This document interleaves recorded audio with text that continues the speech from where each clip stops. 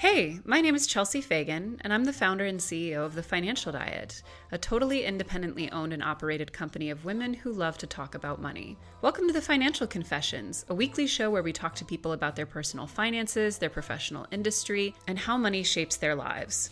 You can listen to or watch new episodes of The Financial Confessions every week on YouTube or your preferred streaming platform. You can also support TFD and get exclusive access to our entire catalog of ad-free bonus videos, workshops, Discord community, our book club, and more by joining our members-only community on Patreon or YouTube.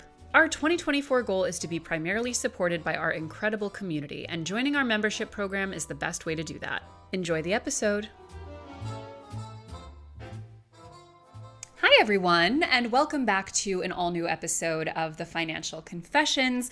I'm very excited to be here in studio for this conversation, and it is a topic that we knew from the beginning that we wanted to cover on this season, where we're talking to all kinds of real people and their real financial situation. Now, we had initially set out to speak to someone who was formerly a teen mother. That was a topic that was really heavily requested because, as I'm sure most of us probably understand, even if we don't have personal experience with it, it's definitely something that can completely upend not just someone's education and their family situation, but especially their finances. We know how difficult it is for basically any mother to prioritize simultaneously her career and her earning potential along with raising her child. But combine that with a mother who is still a child themselves, who hasn't finished their education, who hasn't even entered the workforce, and it can make for an incredibly difficult path forward to becoming not just a high earner, but really any kind of salaried professional. And it turns out that one of the women who reached out to us is not just someone who definitely got their finances on track after having a child at the age of 17, but is now a financial coach and helps people from all backgrounds get a handle on their money and help determine their financial future. I wanted to speak to her not about just how she navigated those first few years of being such a young mother, but how she came to the place that she is today, where she is so good with money that she's able to help other people with their own while also still working to pay down her debt. Without further ado, I wanted to welcome my guest today, Jazmin Higgins. Thank you, Chelsea, for having me. I'm so Jasmine. excited to share my story with you. So thank you for creating this space. Oh, thank you for being here. So just to kind of recap the top level details as we discussed right before we started filming. So you got pregnant at 16 and had your child at 17. That is correct. So you were still in school. I was. And you were able to finish high school. And I know there's got to be a lot there. So can you just start by walking us through the story of your pregnancy and having your child and how you managed to finish school while all of that was happening? Yeah, so the first thing I did when I found out I was pregnant was to realize that I needed a job. I needed to support this child.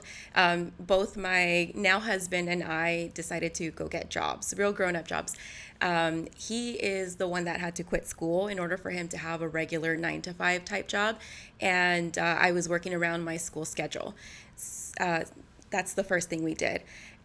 We were both scared. We moved in together, and I found out I was pregnant, and I was already 16 and a half weeks pregnant. So almost halfway through the pregnancy. Did not have any prenatal vitamins. I did not even know. You might ask, like, how could you not know? I was irregular. I was going to ask that. I was irregular. I was a teenager. I was always missing. Like, it just did not, it didn't like light anything up inside of me. It was actually my body was changing. That made me think like, I should probably go get checked. And I did in the moment I went to go get checked. The little thing went like super pregnant. And my husband at the time, or my boyfriend at the time, he paid for an ultrasound. And when they put the ultrasound thing on my stomach, right away, they were like, oh, it's a boy. So you have to be pretty developed, to know that you're going to have a child. And they already can identify the gender.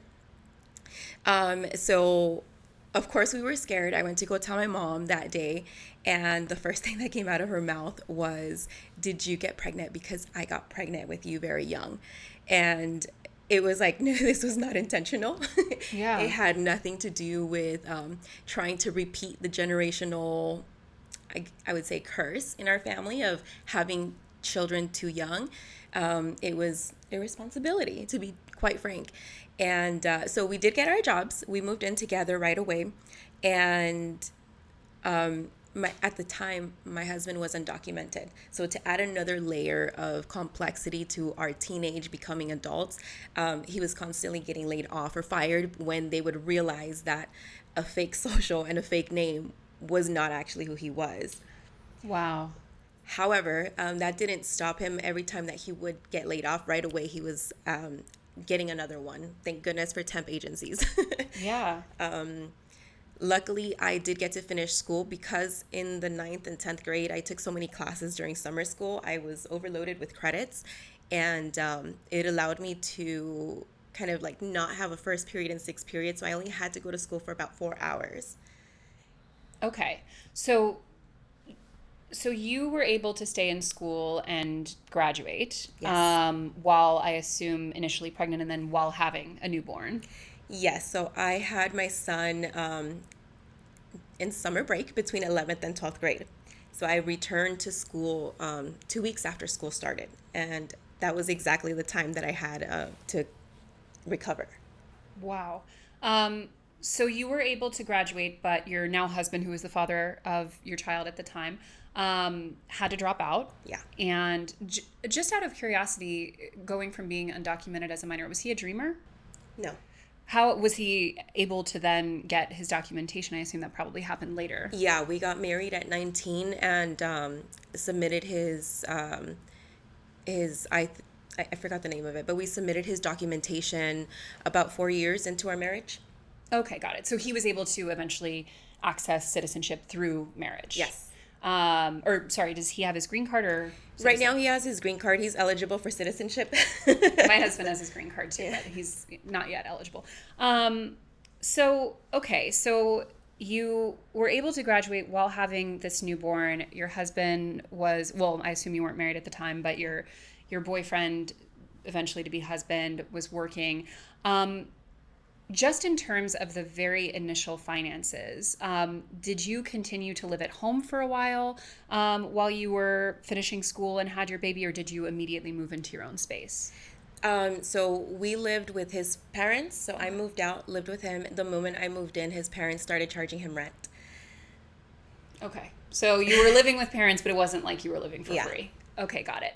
And so I know that you then, after high school, you went on to go to college. Now, I personally went to a community college, and I know that, a lot of the people that I went to community college with were often parents because it's just like a lot more flexible, affordable, etc. You chose to go to a private four-year school. Can you talk a little bit about kind of that decision, the finances of it? What was kind of your thought process in your education? Yeah. So to add another layer of statistics, I did have my second child at 19. I was pregnant with my second child. Got it. And around the same time of my pregnancy of my daughter, I applied for a government job, got qualified, ended up working there, and that was my career for 14 years. In between there, I would apply for new positions to get out of the administrative or the clerical roles, and I could not break that cycle of the clerical type jobs. So I knew that I had to bring something else to the table, which was an education. And I worked in downtown Los Angeles, and my commute was about 1 hour each way to get there and come back. Not unusual. However, to go to school, to go to school on top of that, like I didn't see how I can fit in the time. 40 hours, 2 children, under 2, and so I remember growing up listening to University of Phoenix and it being an online school. At the time, online education and online careers were not really a thing. This was around 2008 or 2009. And so I went with the easy route, something that I didn't have to deal with applications. I didn't have to try too hard to get accepted because the University of Phoenix almost accepts anyone. And I was one of those that got accepted, and I started going to school online and also on campus, but it was once a week and I was considered full-time, which let me be eligible for FAFSA, for student loans. Had I gone to a community college or a more traditional route, I would probably not make the hours to qualify for a full-time student. So that was the route that I chose, and I went into it blindly, like knowing that eventually I'm going to have to pay for this. And every class that I took, I knew this was going to be a $1,500, $1,600 hit. And I didn't have any financial education back then. So Yeah. it was not even anything I thought about. It was just, how do I get to that next job? How do I get my salary up? Well, taking it back to, so you mentioned that you had your second child at 19. Yeah, that was unexpected as well. I just knew early. I just knew right away. Yeah. You're I like, knew I was pregnant. We've been around right this away. rodeo before. Yeah. Okay, so let's take it a step back then and say, okay, so you had your first child in high school. Now, just out of curiosity, what was because I know for a lot of teen mothers, the social experience is very, very difficult. And I remember when we spoke initially, you had said that you actually found it, not as bad in terms of the social experience, as maybe some of the images that we'll often see when we think of teen motherhood. But can you walk us kind of through that 16 to 19 period, socially with other teenagers at school, kind of how it was emotionally and mentally? Yeah, luckily I had a really strong support group. My friends were there for me the whole time. They were actually very excited for the baby, the first one, Adrian, and they were pretty. I would say that the school, because it was so common in our school for people to walk around with full bellies, there were some accommodations made, like Right. given an extra couple of minutes to walk between classes, and in my chemistry class, this amazing teacher hosted a baby shower for me, and people from all over the school came during lunch period to freeload on burgers and fries, but also to drop off gifts. And so I felt very loved by the community that was there. Being in this environment that, to in your words was like it was very common. There were a lot of accommodations that maybe other schools didn't have.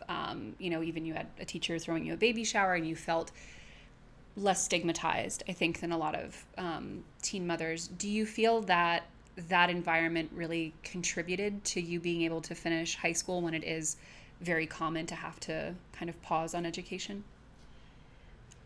I think it did. I felt very supported. I knew growing up that education was the way out of poverty.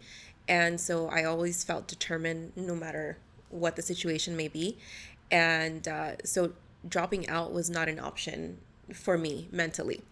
And the fact that I had my partner who did work and did do the dropping out on behalf of both of us, I felt like I owed it to him to also not give up. Totally. We recently had a conversation on the channel with someone who grew up in a very low income background, is a military veteran, disabled, things like that. And we talked a lot about how, the reality of when you feel like a lot of money advice doesn't apply to you, where like you don't have enough to work with or you don't have the same abilities. And I think, when I think about teen motherhood, like I was saying in the intro, like one thing that really strikes me is how unapplicable a lot of the advice that we give to young people is when you're in that situation, because you don't have the ability to be a full-time student or to not work or to do any of these things. And often you don't have a really big financial support system. Like you said, you moved in with your in-laws and then they were like, time to pay rent. How do you feel like you and your husband in the first few years when it was really difficult, what are some of the financial practices that you put into place during that time to help just get the basics of, adult life going? The short answer is that we were winging it. Yeah. We were in survival mode. We were paycheck to paycheck constantly for many years. We did not have anyone that was doing the right things with money. And so because we had no examples around us, really the pieces of information that we picked up from were from older people that worked in the offices or the warehouses where we worked. And I remember the first piece of financial advice bit us in the butt right away. Because we were paycheck to paycheck, somebody recommended to my husband that he go exempt on his taxes. And that was the first piece of financial advice. We didn't know what that meant. We just knew that we would have access to all of our money on a monthly basis. So come tax time, that was the first time we had to pay taxes, and I was like, what is this? Why do we have to pay taxes? And and this is like part of growing up, but now I realize all the financial mistakes that we made now that I reflect back on different seasons in our life. You talked about like how did we overcome financial obstacles. At one point we were really scared and broke, and I walked into the food stamp office and applied, and because there was a requirement at the time for financial aid, I think it might have been cash aid or food stamps, I don't recall which one it was, but in order for me to receive benefits, I had to file child support on my partner, on my boyfriend, whom I lived with at the time and whom was responsible for me and our unborn son at the time. So we walked out of that welfare office, and I was like, I'm not going to file child support on somebody who is not being absent. So I didn't understand the reasons for that. In a way, I am thankful for it because I never became dependent on it, which I know is very common for teen parents. And I've seen it around me. I've seen people become dependent on it and then not try to make more money so that they don't get disqualified for these benefits. Right. And so because we were winging it and we were both working, I think at a point I was working 2 jobs. They were both part-time, but we also had our son really young, and Pablo was working 2 jobs at the time as well. We were just working really hard.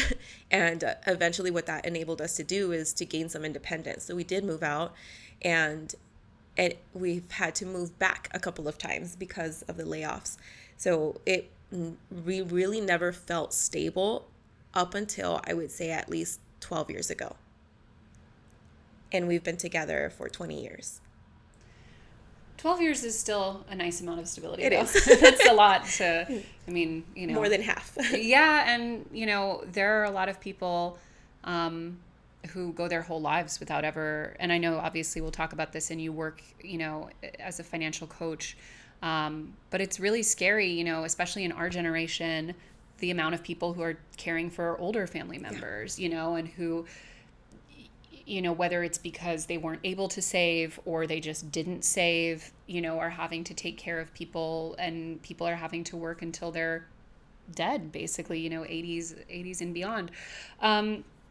So, you mentioned, your husband was undocumented for the first several years that you were together. I have to imagine, and he must have arrived pretty young if he was already in high school in America. How old was he when he came to the country? So his parents were already living in the United States. However, his dad wanted his first son to be born in Mexico. Oh. So they physically moved back to Mexico just to have him, and then they crossed right back. And were they at the time themselves undocumented? Yes.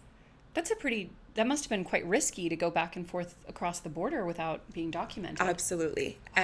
And so because of that decision that he made, he is the only child of theirs that did not have documentation.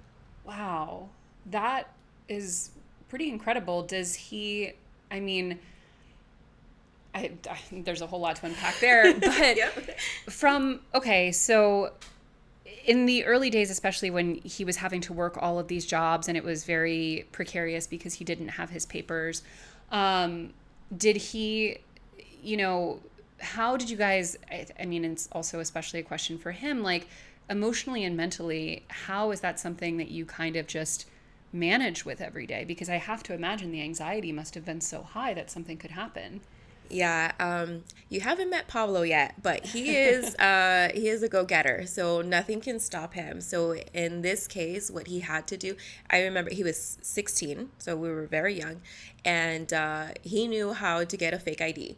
So he went to go get a fake ID with a fake name on it, and when he would put in his application to work, he made up a number So when he would get hired, so it was through agencies. That's how he did. That's how he was able to get jobs so fast. And when the company loved him and wanted to hire him, like break contract with the temp agency, that's where he would get nervous. Where it's like, I know they have a formal HR. I know they're gonna run background check. I know they're gonna do these things. So pretty soon, I'm gonna be on to the next job.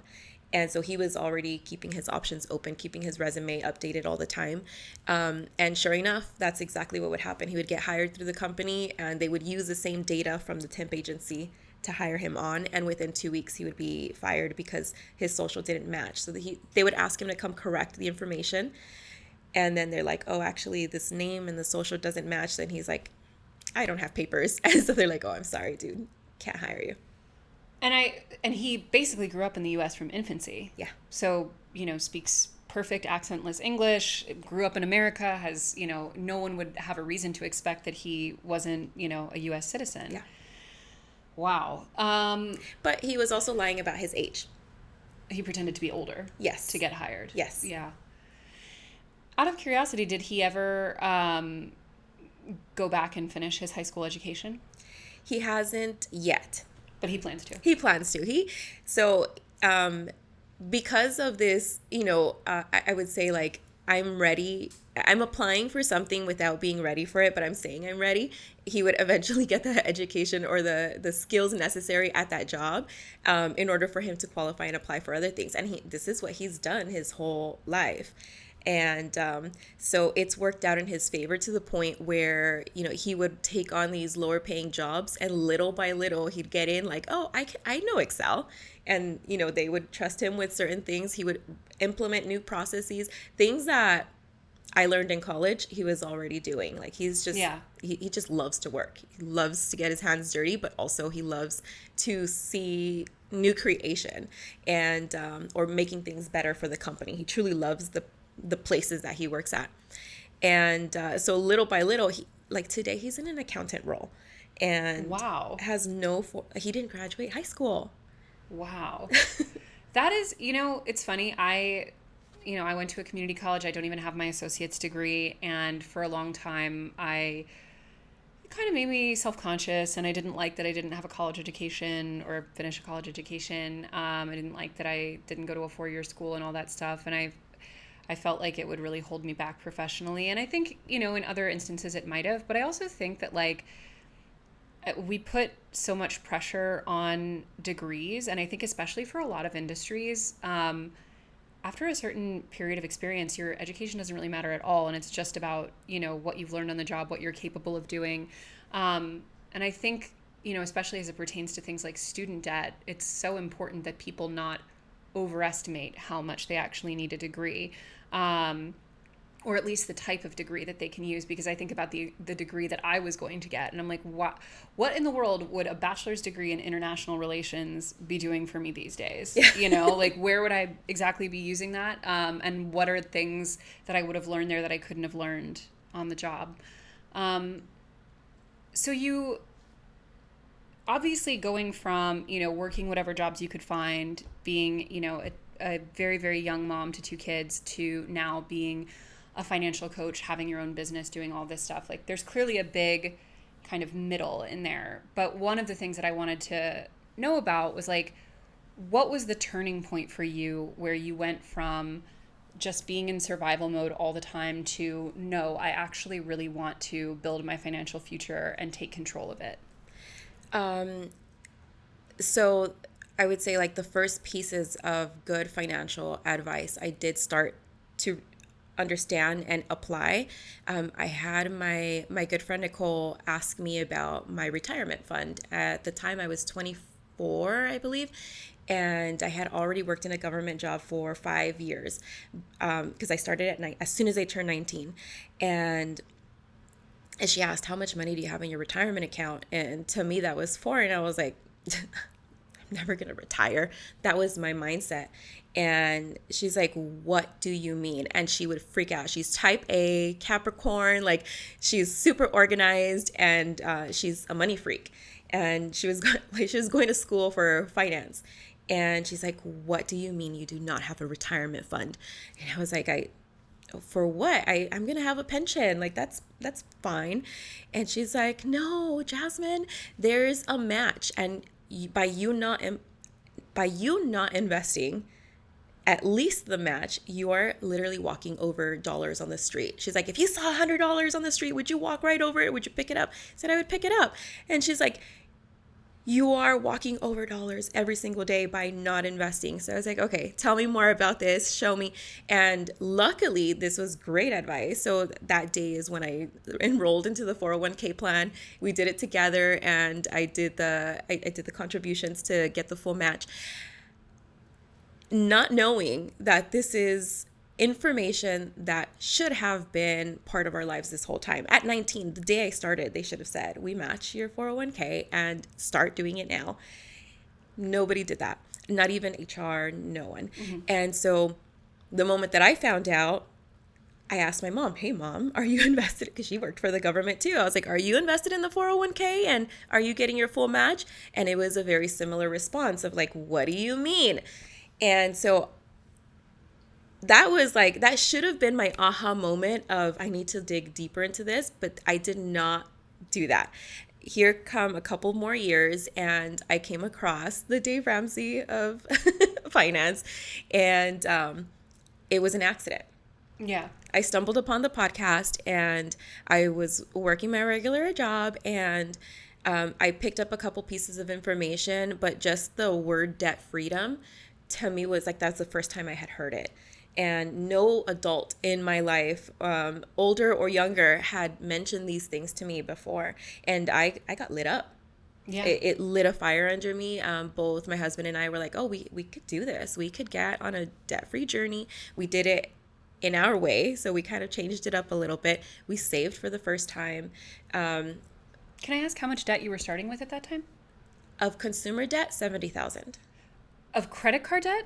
Consumer debt, cars, personal loans, timeshare, credit cards, I guess like the cash advance, jewelry. I had everything you can think of except medical debt because I work for the government and had excellent benefits. Were you also carrying student debt? Also 6 figures in student debt. Okay, so total, how much was that together? $173,000. I want to take a quick pause and thank today's sponsor, our friends at Delete Me. If you are on the internet in 2024, your data, your very personal data, is probably available to anyone who is willing to pay for it. And that's pretty scary. And as someone who has been pretty visible on the internet for basically her whole adult life, this is something that I think about a lot. Sadly, there are companies out there called data brokers whose entire job is to collect huge amounts of your personal info, like your name, address, phone number, social security number, and even information about your relatives. Why are they in it? This information is then sold online. Kind of insane. But the good news is that this is where Delete Me comes in to help you. Delete Me protects your data from data brokers, reducing the risks of identity theft, scams, and those annoying spam calls and emails that we all get. Their software and team of experts will not just find and remove your personal information from hundreds of data broker websites, but they'll continuously scan for new data that shows up and get that removed as well. Instead of you spending hundreds of hours of your time figuring out how to remove this data, Delete Me does it for you. Before you go into a panic, take control of your data by signing up for Delete Me. It's super easy to use and it simply works. This is why I personally use and recommend Delete Me. So sign up with Delete Me and provide them with the exact information you want deleted, and their experts will take it from there. And they'll send you regular privacy reports about what they found and what they removed. And Delete Me is not just a one-time service, they are always working for you, helping to keep you and your data safe online. Take control of your data and keep your private life private by signing up for Delete Me, now at a special discount for our listeners. Today, get 20% off of your Delete Me plan when you go to joindeleteme.com/TFC and use promo code TFC at checkout. The only way to get 20% off is to go to joindeleteme.com/TFC and enter code TFC at checkout. That's joindeleteme.com/TFC, code TFC. Okay, all right. Beep, beep. Let's back up. $70,000 in consumer debt. Yeah. Now, okay, so at one point we're completely living paycheck to paycheck survival mode. And then at some point we get to $70,000 worth of consumer debt. Can you talk us through kind of how that accumulated? Because I imagine it must have been like, it's never all at once, right? No. So talk a little bit about that. So the first thing was, I think the first big debt that we got into was a car. So Right. we had beaters when my kids were small. It just happened to be the type of cars that get stolen very easily. Yeah. So then when the police would find our vehicle, they'd be come pick up your car from the tow truck, and we would go pick it up. It had no wheels, no stereo, like it was missing every part of it. It was just a shell of a car. And so that was unsustainable with no real emergency fund. So the first thing we did was like we tried to get a loan, and we didn't qualify, of course, because we had no history. And so we got a cosigner that signed for us, and that was our first debt. I think it was about $20,000 on a vehicle. And after that, we got introduced to credit cards, or we got credit cards, and that's what we used to pay for furniture or things like when we were moving. It little by little, just not having a budget, not knowing that we were spending over, just knowing like we at least had enough to cover the bills, and if something was either paid off, we would replace it with something else. Like, oh, now we could afford this. And it was a very backwards way of thinking. And that is what really manifested into $70,000 in debt, including the vehicle. It was knowing that I can pay for things later, and eventually later came. So when we did find the financial podcasts and started obsessing over it, we did the snowball method and started paying things off little by little. And we felt for the first time like we had a raise, like we could actually see our income, because we hadn't seen it before. We were constantly filling. Anytime we would get a raise, we knew we had more wiggle room for another minimum payment.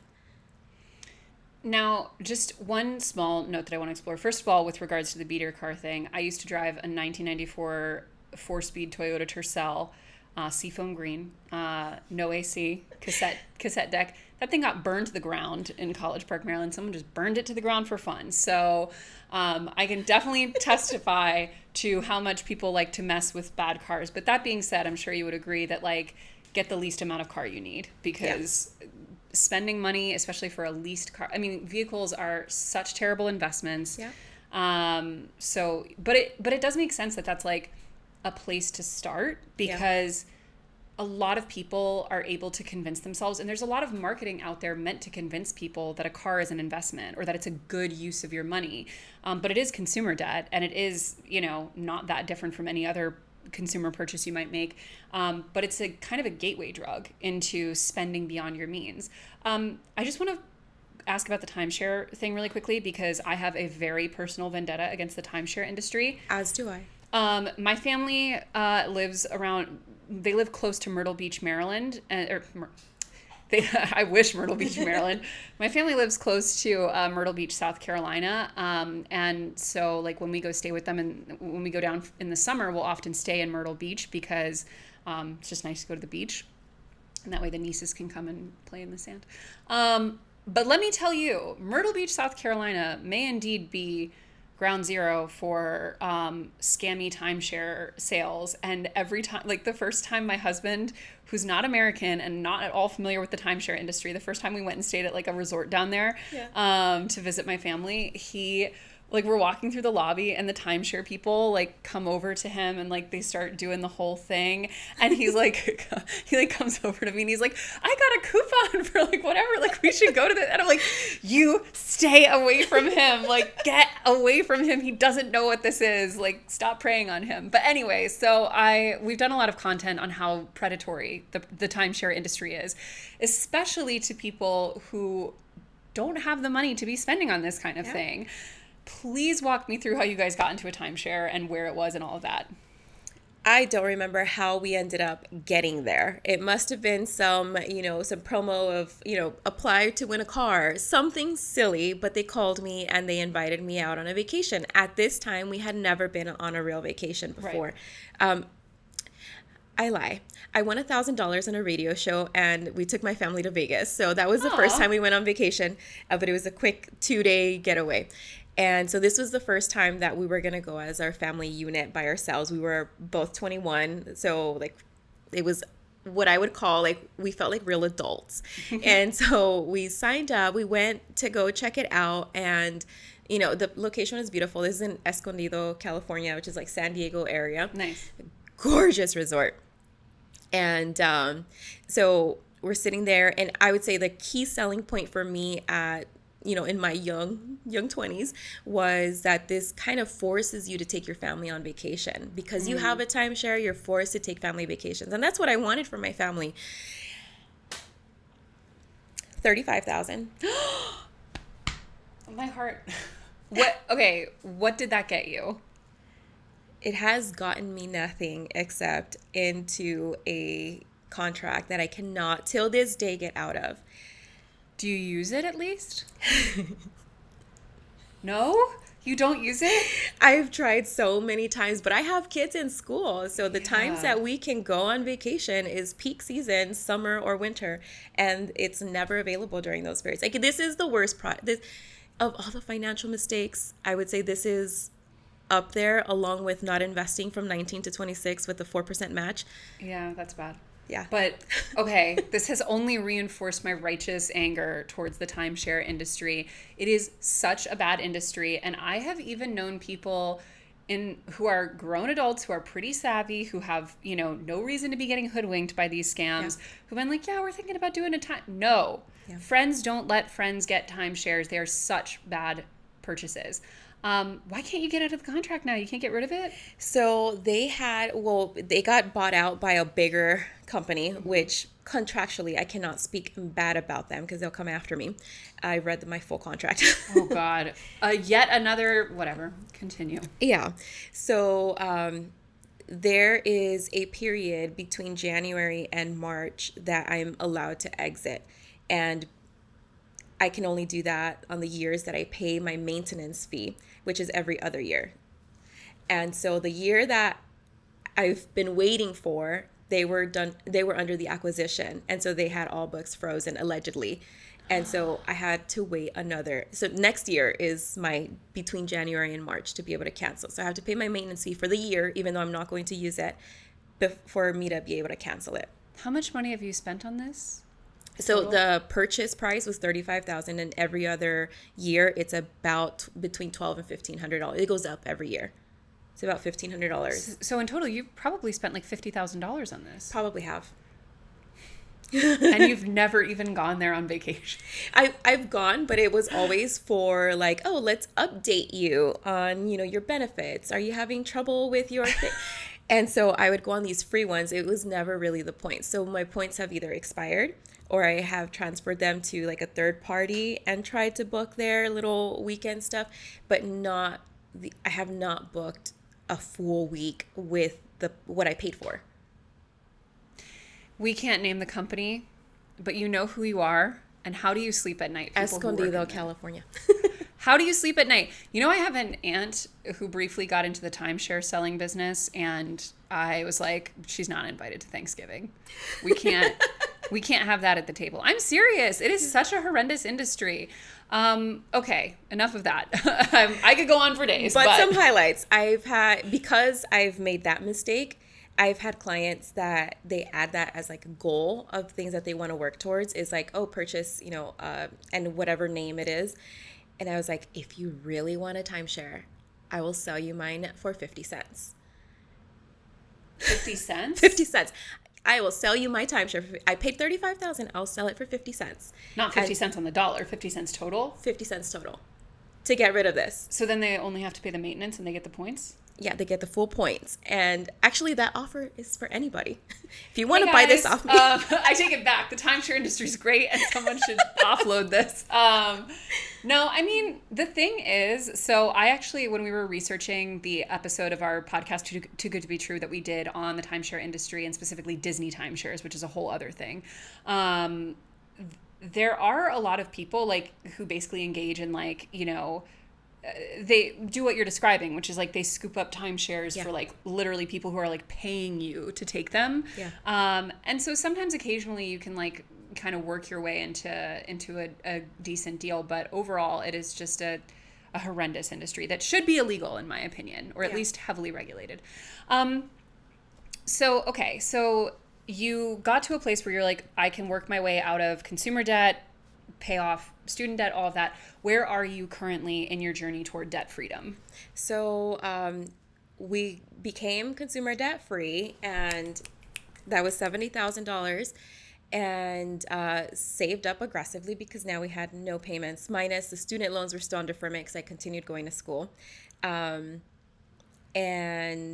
so we kind of paused there, accumulated a down payment on a house. So right now, so we use that as a mortgage down payment. And now my debt is bigger because I have a bigger debt, but it is towards my mortgage. And we did that in 2020, which was perfect time to purchase with the interest rates. So what's your interest rate? It's 3.7. Nice. 3.7. And we're not giving that up for anything in the world. And so the right now the debt on the house is close to the 600,000. It's like at 594. Yeah, but I mean,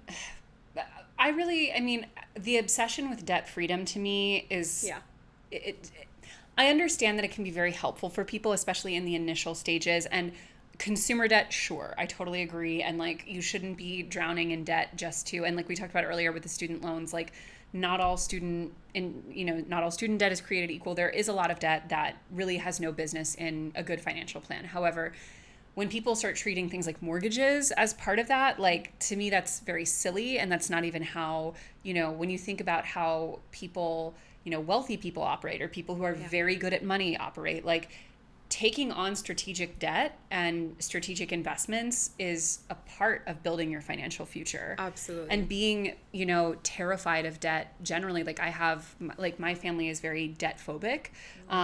Like they have always been from a very young age, like, very obsessed with just like keeping debt as little to no debt as possible.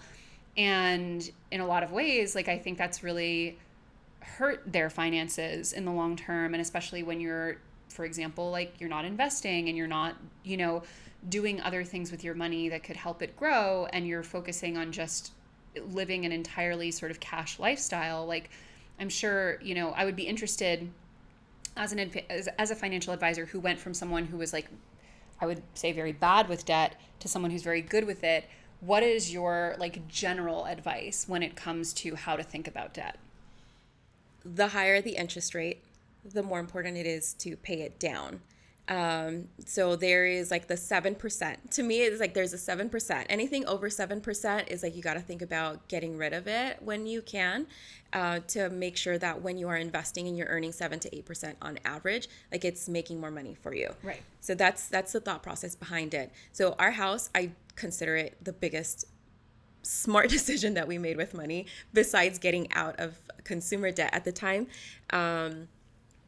I think our house appreciated like $200,000 in the first year that we had it. We just happened to hit the jackpot in the right moment.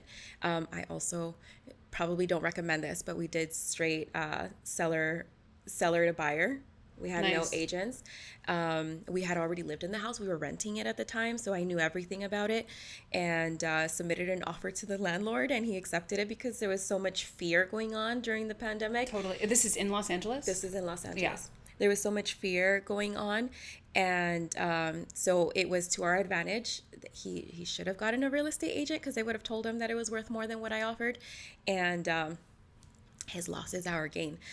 Where in LA, out of curiosity? It's a city called Hacienda Heights. Okay, it's kind of like the far east suburb area. It has one of the greatest schools, public schools, in the area.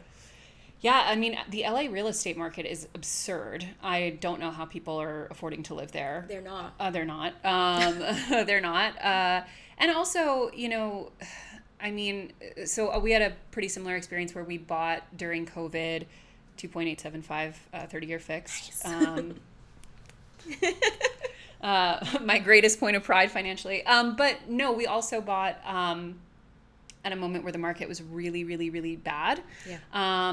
And, similarly have built up a good amount of equity because the market in New York has bounced back. And we also live in a neighborhood in New York that is extremely consistent. Like it's a neighborhood that's been, middle class for forever. It's not like it's not one of those neighborhoods where it's like you're catching it on like the upswing of like extreme gentrification or something, but it's also not one that, so it's not a lottery sort of ticket type purchase. And we've had people on the show. We had someone on the show who bought an apartment in Dumbo in 2007, which, now Dumbo it's in Brooklyn, but it's one of the most expensive neighborhoods in all of New York City. But that being said, even with having a relatively stable neighborhood value, there were still a lot of factors going into that purchase that made it a pretty sure bet in terms of building equity. That being said, we often talk about, we're not against buying homes, but we also, I think, have a pretty tempered view as far as the advice around home buying. You are obviously someone who had a mixture of just luck, timing, and savvy. For the average person who is, maybe late 20s to mid 30s, who has some money, they could buy a home, they could put it in the market, they don't really know kind of what to do, what would your general advice be? There are so many calculators that you can use. I love NerdWallet. I'm obsessed with their calculators. Same. They're so good. I would put in the amount that you would make in investments with that same down payment and the added fees of home ownership, and also considering the replacing of things in the house. So the moment that we moved in, I would say within the first 6 months, there was a water leak. And that was our first financial issue with the house.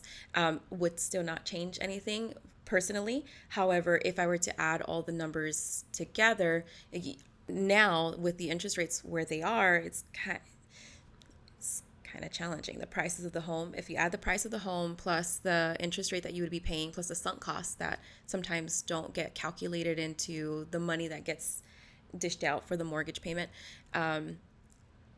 there have been recent studies that are showing that right now, today, it's probably more effective to put your money in the stock market. Yeah, that's true.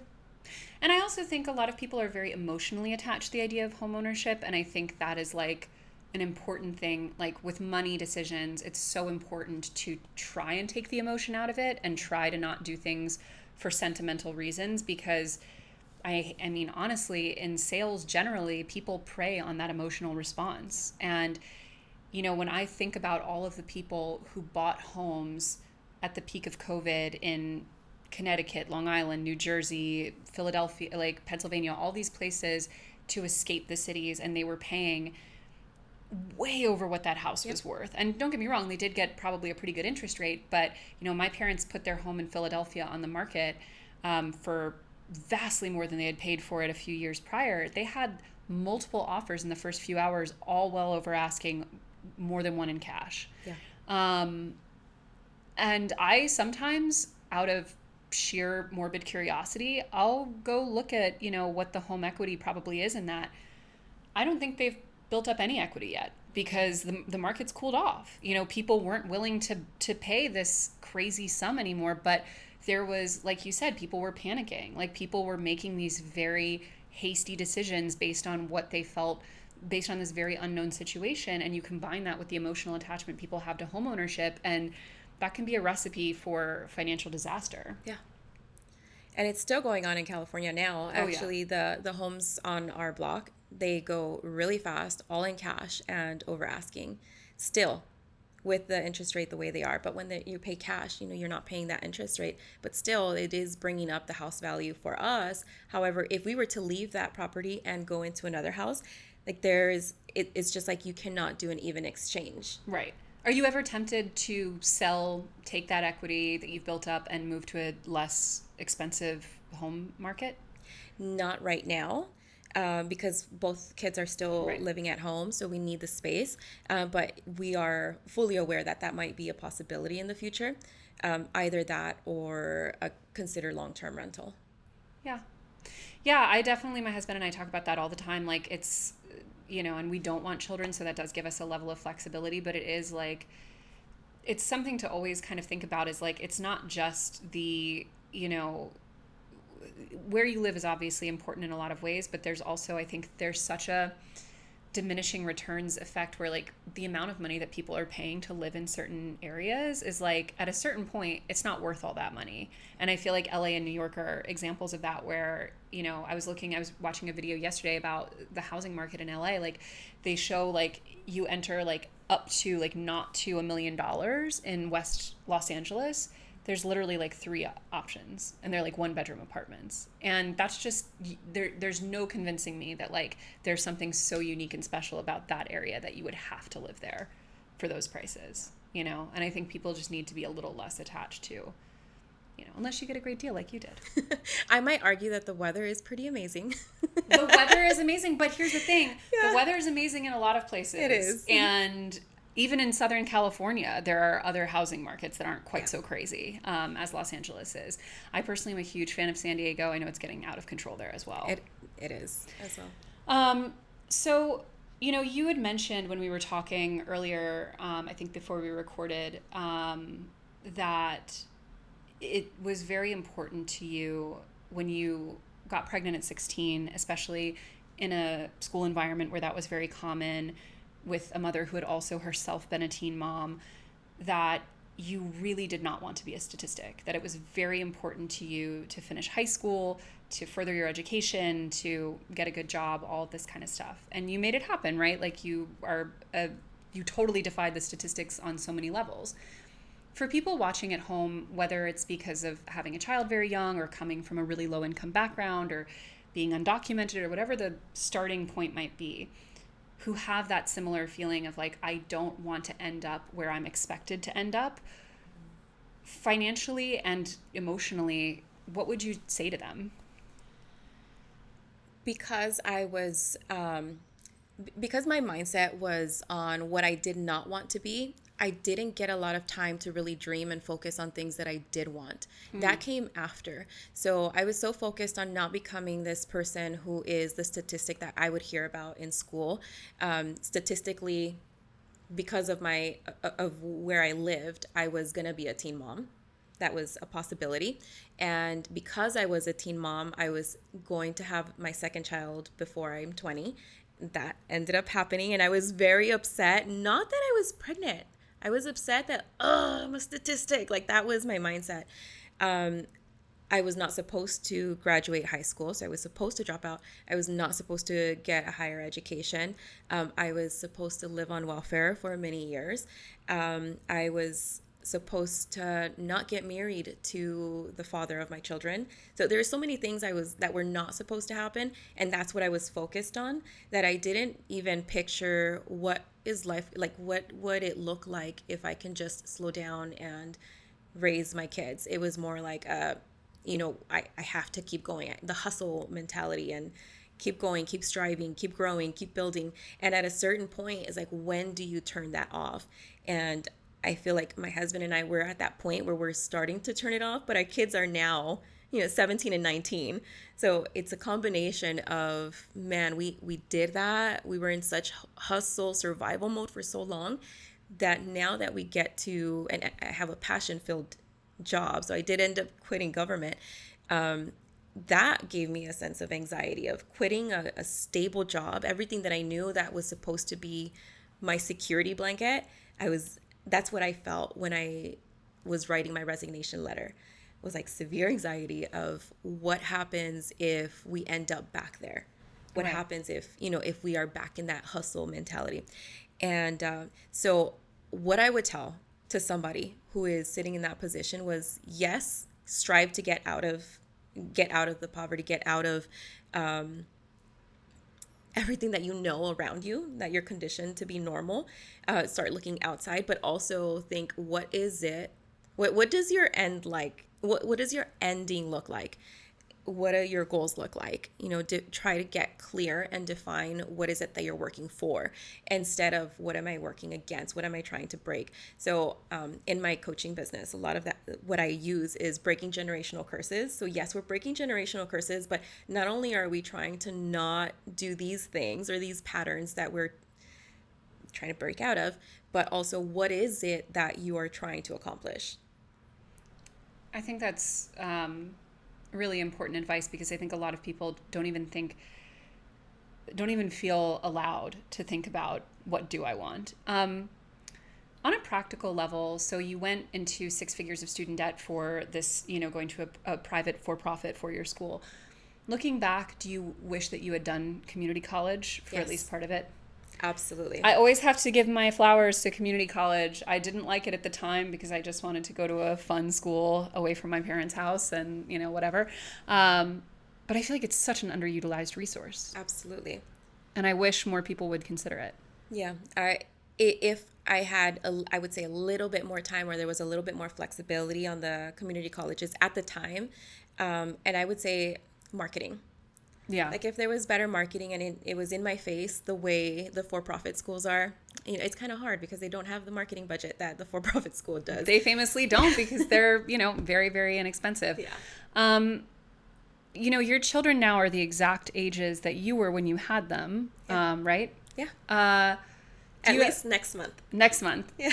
When you look at them, having children those ages now, like, does it change how you look back at yourself, knowing that you were a mom when you were how they are now? Yeah. So my son is 19, or he's going to be 19 next month.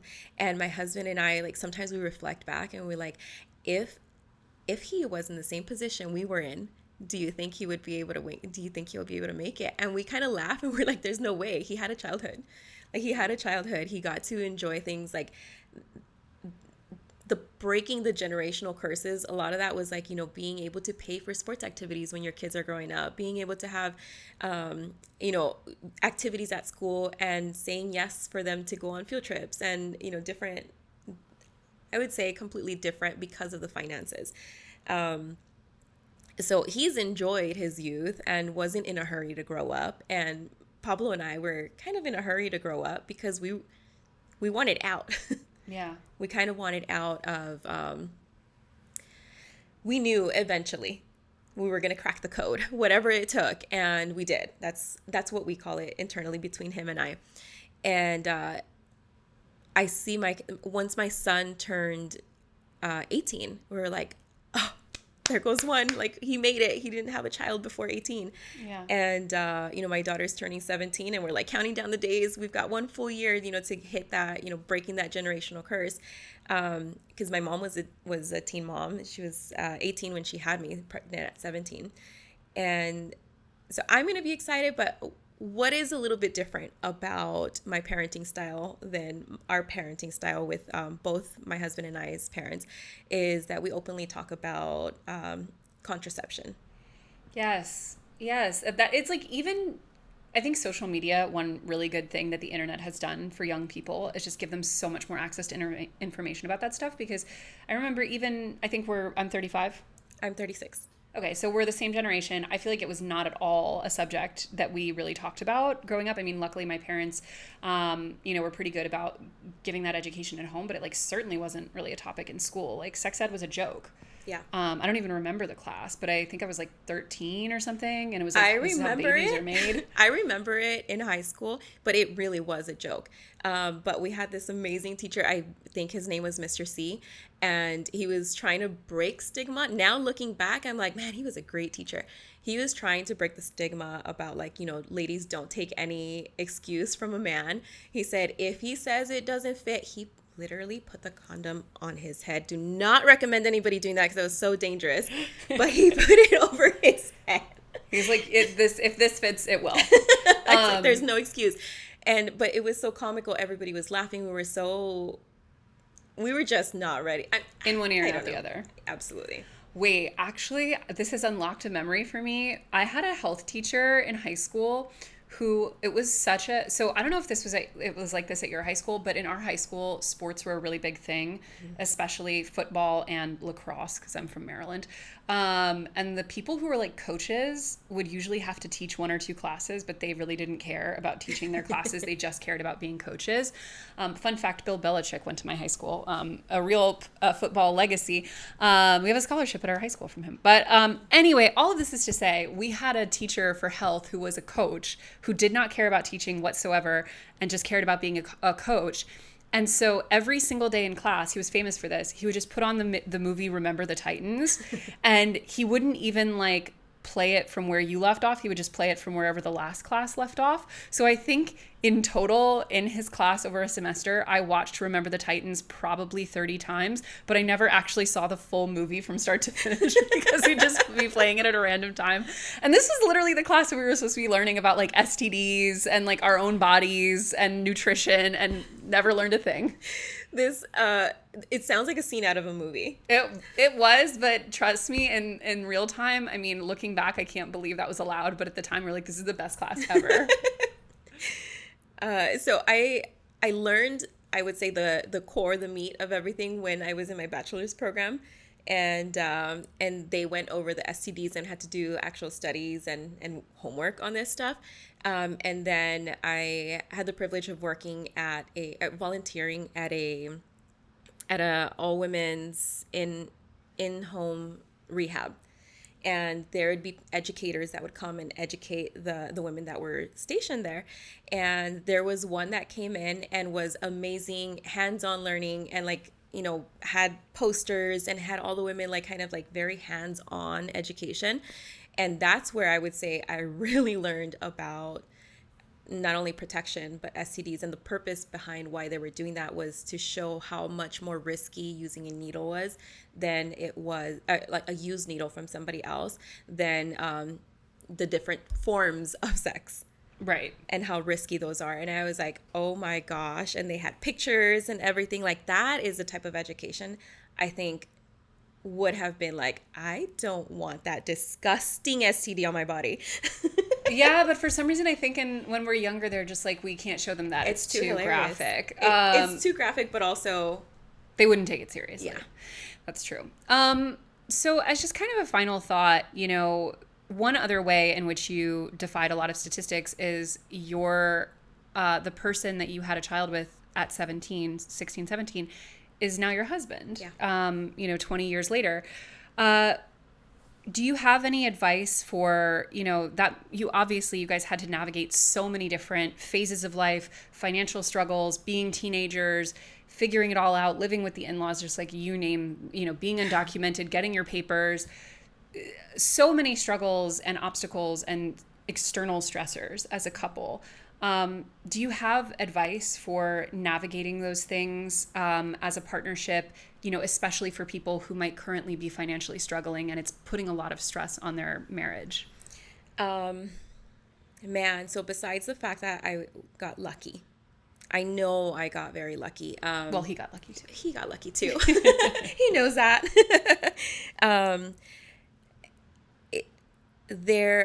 Because I get asked this a lot when they ask like, oh, raise your hand if you've been together for 5 years, and everybody raise their hands, and raise your hand if you've been together 10, and then we're the only ones at 20 years and we're still so young.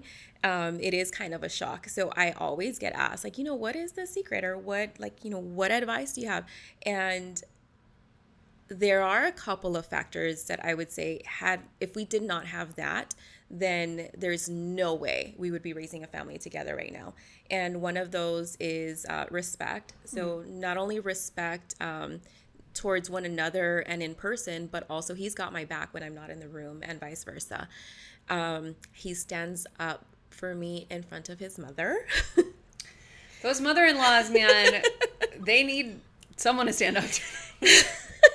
He understands that the moment that we were a unit, that this is now his nuclear family, and everybody outside is like somebody else. It gets external. I don't know if it has to do with him being a Leo, but he really does like that family and this is mine. He is like that. And so that definitely helps. So the respect, the having my back, and then always forward thinking. Like we're always looking at like, so what are we doing next? And what are we, what's the next vacation? What's the next business venture? Which we're both business minded. We started a business. Oh, I love that. Oh, I know we're running out of time, but I will say you've mentioned it a few times. I love astrology. I know you guys in the comment sections don't as much, and you sometimes get mad about astrology. That's fine. You don't have to like it. I love astrology. What's your sign? I'm a Taurus. Okay. That's so interesting. Wait, what is it? Do you know your rising and moon? No. Oh, you got to learn those. You got to get the 3, and that will give you so a Taurus and a Leo. That's an interesting combination. Very interesting. A lot of personality. I am earth, what I would say grounded. And these are the key points that do resonate with me is the grounded. I would say that loyalty and I guess like security are very important to me. And Pablo is very family oriented. This is mine. This is, and he loves to shine. I love that. I'm an Aquarius, and I think of Leos as the Aquariuses of summer, and we're the Leos of winter. So I love a Leo. So please tell the audience at home, because I think a lot of people are going to resonate with a lot of what you talked about here today. I would love to hear more from you as a financial coach. Please talk about what you do and where people can find you. Yeah, so I launched my business about 2 years ago. So I've been independent. I am a one-on-one personal finance coach, and I recently opened up a group coaching with a partner. So we got both coasts covered. She's on the East Coast and I'm on the West Coast. I love that. So my company is Budget with Jasmine, and I offer 20-minute complimentary coaching calls. They are not scammy, no timeshare type of tactics. I really invite anyone to book. I give free advice, and it is not pushy whatsoever. So if you just have a couple of questions, we can get a lot done in 20 minutes. The group coaching is kind of like a lower level tier for people who's like, I can't really, who feel that they cannot afford a financial coach, to get kind of more of the group and the accountability amongst more people that are also on the same wavelength. And the one-on-one is for more of the people that were like me, that I didn't know much, but I make good money and I don't know why I'm in this position. I believe a lot in breaking generational curses, and sometimes that means you are going to be the first person that buys a house. You probably are the first person that's going to become completely debt-free, but we also negotiate salary. We also get comfortable with making lots of money, and that's what I'm super passionate about. I love that. I am someone who I've got a few firsts in my family, and I will say they can be very scary, but they're the things that I feel most proud of in life. So I love that. Okay, well, it was such a delight speaking with you. I'm so glad I was able to catch you while you were in New York. So thank you again, Jasmine, for being here. And thank you all at home for tuning in.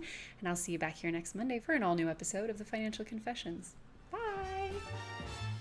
Thank you so much for joining us, and be sure to tune in next week for an all-new episode of The Financial Confessions. The Financial Confessions is created by The Financial Diet and hosted by me, Chelsea Fagan. It is produced by Alexa Brooks-Majors and Holly Trantham. Recording and editing by Emily Fisher, and music and sound effects are from Epidemic Sound. Want more of our content? Head over to our YouTube page, The Financial Diet, to see our monthly deep dives, videos of this show, and our entire backlog of videos and podcasts. I'll talk to you next week.